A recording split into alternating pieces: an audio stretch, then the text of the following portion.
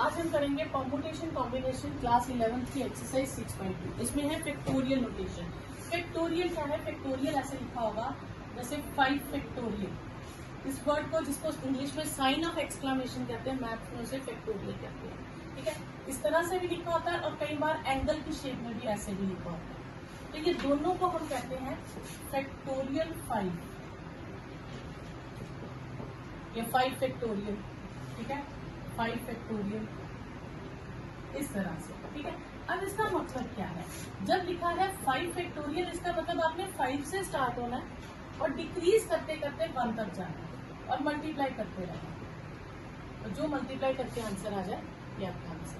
ठीक है, अब इसी में अगर मैं लिखूं 10 फैक्टोरियल, तो मैं 10 फैक्टोरियल को 10 इंटू 9 फैक्टोरियल भी लिख सकती हूँ। 9 फैक्टोरियल में 9 से लेके 1 तक मल्टीप्लीकेशन को मैंने सॉल्व नहीं किया, मैं उसे 9 फैक्टोरियल ही करने के लिए। ठीक है, कई बार क्वेश्चन की नीड है, जैसे 10 फैक्टोरियल अपॉन 8 फैक्टोरियल को सॉल्व करो, तो हम लिखेंगे 10 into 9 into 8 factorial upon 8 factorial, तो इसका आंसर 90 आ जाएगा। क्लियर? तो ये हम क्वेश्चन के अकॉर्डिंग करते हैं, हमें फैक्टोरियल तक कहाँ तक लेके जाना है। अगर तो सिंपल फैक्टोरियल सॉल्व करना है तो आप उसको सबको 1 तक ले जाओ और मल्टीप्लाई कर दो। अब आप याद रखेंगे a factorial plus b factorial कभी भी a प्लस b फैक्टोरियल के इक्वल नहीं होता, और a factorial minus b factorial a minus b factorial के इक्वल नहीं होता। प्लस में हम इसे नहीं कर सकते, हमें इन्हें सेपरेटली सॉल्व करना पड़ेगा। तो ये दो रिजल्ट आप याद रखेंगे। जो 1 फैक्टोरियल है दैट इज 1 और 0 फैक्टोरियल भी 1 होता है। ठीक है, 0 फैक्टोरियल को हम क्या कंसिडर करेंगे? 1। ठीक है, अब आप कहोगे मैम 0 है, तो 0 फैक्टोरियल को 1 कैसे करेंगे? इसका भी एक मेथड है। ठीक है, ये देखिए,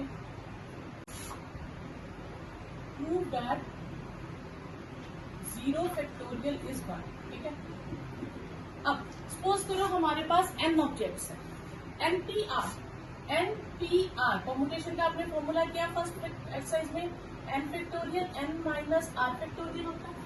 अगर यहीं पे मैं NPN ले लूं तो वो क्या हो जाएगा? n factorial n minus n factorial, और NPN को हम क्या लिखते हैं? n factorial.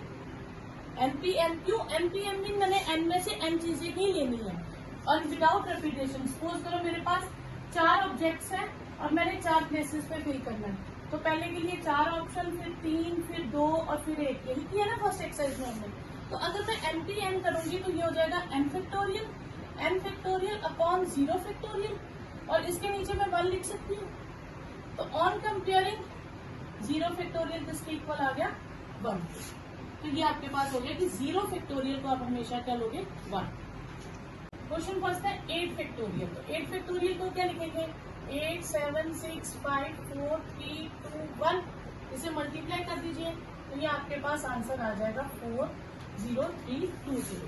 ठीक है, सेकेंड फाइंड कीजिए 4 फैक्टोरियल माइनस 3 फैक्टोरियल। 4 फैक्टोरियल होगा 4 3 2 1 और 3 फैक्टोरियल 3 2 1, तो ये आपके पास कितना आ जाएगा? 24 माइनस 6 18। ठीक है, फिर सेकेंड क्वेश्चन में पूछ रहा है कि क्या 3 फैक्टोरियल प्लस 4 फैक्टोरियल 7 फैक्टोरियल के इक्वल होगा? तो ये मैंने अभी आपको बोला है कि ये कभी भी इक्वल नहीं होता, हम इसे प्रूफ करके बता देंगे। तो लेफ्ट हैंड साइड हमारे पास है 3 फैक्टोरियल प्लस 4 फैक्टोरियल 3 2 1 और 4 फैक्टोरियल 4 3 2 1, ये हो गया 6 प्लस 24 दैट इज 30, और 7 फैक्टोरियल किसके इक्वल होगा? 7 6 5 4 3 2 1 that is not equal to 30. So this implies 3 factorial plus 4 factorial is not equal to 7 factorial. अब हम फाइंड करना है 8 factorial upon 6 factorial into 2 factorial. तो हम इसमें से जो सबसे लार्जर होगा उसे ब्रेक करेंगे, और कहाँ तक ब्रेक करेंगे? जो उसके नियरेस्ट होगा। तो सबसे लार्जर है 8 और नियरेस्ट है 6, तो हम 8 को 6 तक ब्रेक करेंगे। तो 8 को क्या लिखेंगे? 8 7 6 फैक्टोरियल।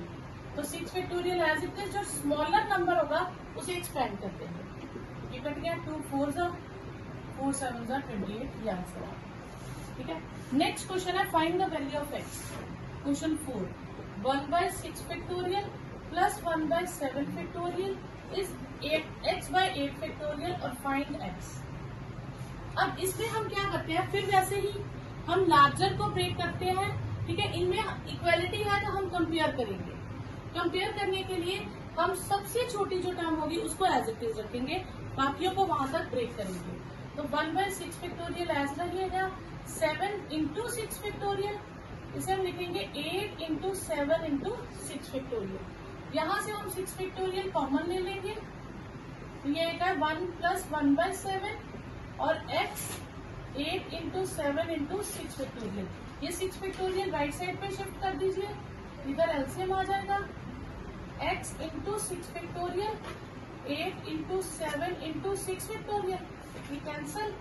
तो 8/7 is equal to x 8 into 7, ये इधर मल्टीप्लाई कर दीजिए, 8 into 8 into 7 upon 7 is equal to x, 7 cancel, x की वैल्यू आ गई 64।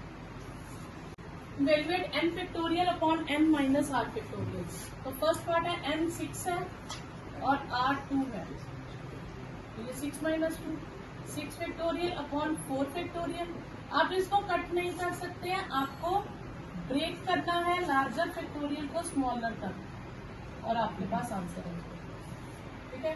तो ये आ जाएगा 9 factorial, 9 minus 5 factorial, 9 factorial upon 4 factorial, 9 8 7 6 4 factorial upon 4 factorial. अब आप इसे मल्टीप्लाई कर दीजिए, ये 15120 आएगा, ये आपके पास आंसर। फैक्टोरियल गिवन है 6 फैक्टोरियल 7 फैक्टोरियल 8 फैक्टोरियल, ठीक है। अगर आपको एलसीएम फाइंड करना हो तो जो सबसे लार्जर होता है वो आंसर होता है, तो एलसीएम आ जाएगा 8 फैक्टोरियल। क्लियर, कोई डाउट यहाँ पर? अब कैसे आया देखो, अगर हम सिंपल एलसीएम निकालते हैं तो 6 फैक्टोरियल 7 फैक्टोरियल 8 फैक्टोरियल का एलसीएम निकालना चाहूँ तो ये तीनों टर्म 6 फैक्टोरियल से डिवाइड हो जाती है। कैसे डिवाइड होती है? 7 फैक्टोरियल को क्या लिख सकते हैं, 7 इंटू 6 फैक्टोरियल, मैं इसको ऐसे लिख सकती हूँ, 6 factorial 7 into 6 factorial, 8 into 7 into 6 factorial. तो 6 फैक्टोरियल से तीनों डिवाइड हो गई, फिर 7 से दोनों हो गई, फिर 8 से करेंगे तो एलसीएम कितना आया, 6 फैक्टोरियल इंटू 7 इंटू 8, तो वो 8 फैक्टोरियल ही हो गया। तो इसलिए याद रखें, जब भी एलसीएम पूछेंगे तो आप सबसे लार्जर लिख देंगे, और जब वो एचसीएफ पूछेंगे तो सबसे स्मॉलर लिखेंगे, जितना भी स्मॉलर होगा। क्लियर? तो एचसीएफ सबसे लार्जर और एलसीएम सबसे स्मॉलर, ये दो चीजें याद रखें। अब इसे फैक्टोरियल में लिखो, तो फैक्टोरियल में तो हमें पता है काउंटिंग जो होती है सीधी मल्टीप्लीकेशन 1 2 3 4 5 6 जितना मर्जी हो सारे होते हैं, लेकिन इसमें सिर्फ हमें क्या दिया, ऑड नंबर। तो अगर मैं लिखूं 1 3 5 7 9, ये मुझे गिवन है, तो मैं इसमें 2 4 6 और 8 खुद से मल्टीप्लाई कर सकती हूँ, क्योंकि फैक्टोरियल कंप्लीट करने के लिए तो जितना मैं मल्टीप्लाई करूंगी उतना ही मुझे डिवाइड भी करना पड़ेगा, बाकी कटिंग हो जाए वापस वही नंबर आ जाए। अच्छा, ये ऊपर क्या बन गया, 9 फैक्टोरियल, नीचे तो फैक्टोरियल बना ही नहीं, तो मैं इन सब में से 2 कॉमन ले सकती हूँ। यानी कि आप सोचो 2 को मैंने लिखा 2 इंटू 1, ये 2 इंटू 2, 2 इंटू 3, 2 इंटू 4। इसे मैं लिख सकती हूँ 9 फैक्टोरियल, ये 2 मैं सब में से बाहर ले लूँ, तो 2 पावर कितनी आ गई 4, और बाकी 1 2 3 4 रहा, तो 9 फैक्टोरियल 2 पावर 4 इंटू 4 फैक्टोरियल। तो आपने इसको फैक्टोरियल नोटेशन में लिख दिया। अब इसमें आप याद रखेंगे एमसीक्यू में आएगा, इतना लंबा स्टेप नहीं करना आपने देखना है कि आपके पास कितने ऑड नंबर हैं, 5, कितनी इवन की प्लेसेस है, जितने डॉट है समझो ये इवन प्लेसेस है, कितने इवन प्लेसेस है 4, तो आपने यहाँ 9 फैक्टोरियल को लिखना है क्योंकि लास्ट ऑड नंबर 9 है, तो 2 पावर 4 इंटू 4 फैक्टोरियल, ये सीधा आंसर है।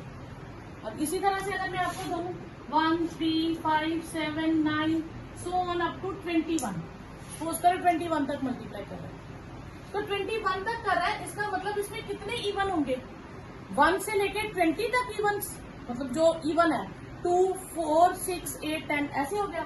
तो ये ऊपर तो 21 फैक्टोरियल हो गया, ठीक है। अब अगर मैं 20 तक काउंटिंग लिखूं तो 20 तक में 10 इवन होते हैं और 10 ऑड होते हैं। तो इसमें कितने इवन की कमी हुई? 10 इवन नंबर्स की। तो 2 raise to power 10 into 10 factorial. Clear? कोई और ले लीजिए। 1, 3, 5, 7 अप टू 100 कितना लिखें? 51 सपोज, ठीक है। तो ऊपर कितना आ जाएगा? 151 फैक्टोरियल, ऊपर ये आ गया। तो 150 काउंटिंग तक 75 इवन होंगे और 75 ऑड होंगे। तो 2 raise to power 75 into 75 factorial. मुझे शो करना 2n factorial upon n factorial इसके इक्वल है, ठीक है। अब हम दोनों तरह से कर सकते हैं। हम लेफ्ट हैंड साइड को राइट हैंड साइड के इक्वल भी कर सकते हैं और राइट को लेफ्ट के इक्वल भी कर सकते हैं। और राइट को लेफ्ट के इक्वल करना थोड़ा ज्यादा इजी है। देखो कैसे, 1, 3, 5, 7, 2n माइनस 1 और 2 रेज़ टू पावर n। मैं आपको दोनों तरह से करके बताती हूँ। ये है आपके पास। तो अभी मैंने क्वेश्चन कराया ना कि ये सारे ऑड नंबर्स हैं, तो फैक्टोरियल नोटेशन में लिखना हो तो इनके बीच में इवन डालने पड़ेंगे। तो मैंने लिख दिया 1, 2, 3, 4, 5, 6 सो ऑन 2n माइनस 1, ये 2n और 2n तक है। तो मैंने क्या डाला? 2, 4, 6 सो ऑन 2n और 2 रेज़ टू पावर n जो यहाँ था वो वही रखा। तो मैंने इवन ऊपर भी मल्टीप्लाई कर दिए और इवन नीचे भी। अब ये कहां तक फैक्टोरियल हो गया? 2n तक फैक्टोरियल हो गया। नीचे मैं हर एक में से 2 कॉमन ले लूं तो 2 कितनी बार कॉमन आता है? 2n ना, मतलब n टाइम्स कॉमन आएगा। तो बाकी 1, 2, 3 so on up to n बचेगा। क्लियर? और ये 2 raise to power n as it is. 2 raise to power n cut गया। 2n factorial upon n factorial हो गया। तो ये हो गया राइट हैंड साइड को आपने लेफ्ट शो कर दिया। अब अगर लेफ्ट से राइट शो करना होगा, इन बुक्स पे ऐसे दिया होगा, ठीक है। तो आप वो कैसे शो करोगे? 2n factorial upon n factorial. तो आप 2n फैक्टोरियल को क्या लिखोगे? 1, 2, 3, 4 सो ऑन 2n माइनस 1 और 2n तक। और इसको क्या लिखोगे? 1, 2, 3 so on up to n, ठीक है। इनमें से आप ऑड अलग कर दो, 1, 3, 5, 2n माइनस 1 और इवन अलग कर दो, 2, 4, 6, 2n, ठीक है। इसको आप n फैक्टोरियल ही रहने दो। ये 1, 3, 5, 2n माइनस 1 ये अलग रखे हमने। अब इनमें से हर एक में से मैं 2 कॉमन ले सकती हूँ। तो 2 कितनी बार कॉमन आ जाएगा? n times. तो 1, 2, 3 so on up to n बचेगा। ये 1, 3, 5, 2n minus 1, 2 raise to power n, ये n फैक्टोरियल हो गया। तो यहाँ n फैक्टोरियल कट गया, तो राइट हैंड साइड आ गई। तो आप किसी भी तरह से कर सकते हो। सोल्यूशन। अब है क्वेश्चन, वही क्वेश्चन है, सिर्फ स्टेटमेंट का मेथड चेंज है कि फैक्टोरियल 33 2 रेज़ टू पावर 15 से डिवाइड होता है। तो फैक्टोरियल 33 को हम क्या लिख सकते हैं? 1, 2, 3, 4 सो ऑन 32, 33 ये हो गया। इनमें से अगर मैं सारे ऑड अलग कर लूं और सारे इवन अलग कर लूं तो हर एक में से 2 कॉमन आ सकता है। तो इसको मैं ऐसे रहने देती हूँ। 2 रेज़ टू पावर 16 कॉमन ले लूं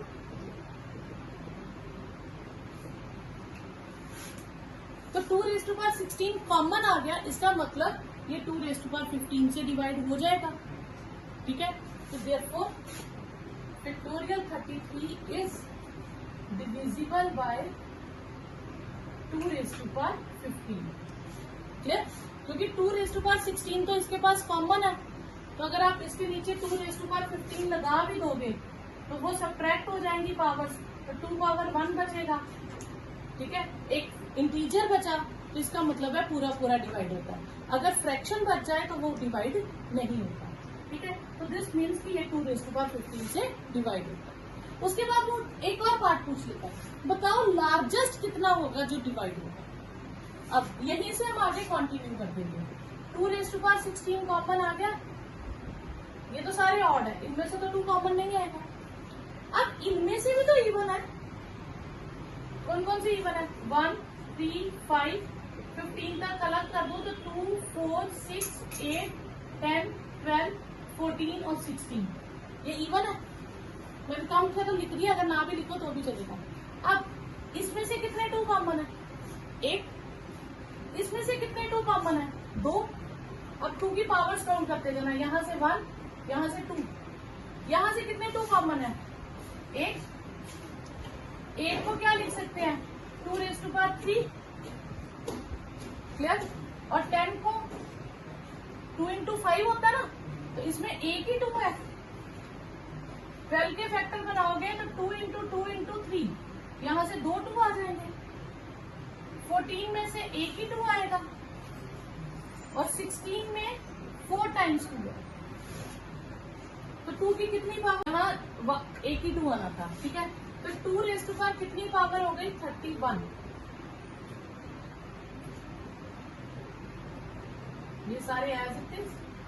ठीक है, और यहाँ से कॉमन 2 सारे कॉमन ले लिए, तो यहाँ से क्या बचेगा, 1। इसमें से 2 सारे ले लिए, यहाँ से 3 बचेगा, ये तो सारे 2 हैं, ये 5, इसमें से 3, इसमें से 7, बस ये बचेगा आपके पास।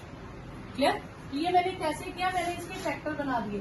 2 into 1 तो 1 रहा, 2 बाहर, ये इसकी पावर है। इसमें 2 स्क्वायर है तो 2 पावर, 2 into 3 तो 8 2 है तो 1 पावर, 2 क्यूब तो मैंने 3 पावर, 2 into 5 तो 2 एक टाइम है तो 1 पावर। यहाँ मैं क्या लिख रही हूँ, पावर्स ऑफ 2। ये क्या है, पावर्स ऑफ 2। तो इस तरह से मैंने 2 की सारी पावर्स काउंट करके लिख दी, तो 2 की कितनी पावर कॉमन आ सकती है, 31 पावर कॉमन आ सकती है। क्लियर। तो इस तरह से